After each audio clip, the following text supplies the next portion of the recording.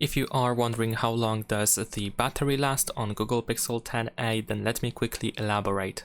If we consider a typical daily usage of the phone, the battery should be able to last for approximately 15 hours and 15 minutes on average. However, for every user of the phone, the realistic battery time is going to be slightly different, because it depends on a couple of things like how often do you use your phone, what features are enabled, what apps do you use, and so on. If you use your phone just for calling, the battery may last even 27.5 hours.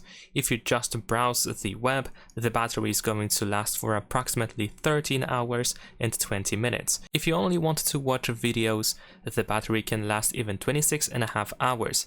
And if you want to use the whole battery to play games, you will be able to play them for around 8 hours. So this is why in your case the battery may last more or less than those 15 hours and 15 minutes, but if we try to get an average, this seems to be the answer. Leave a like and subscribe.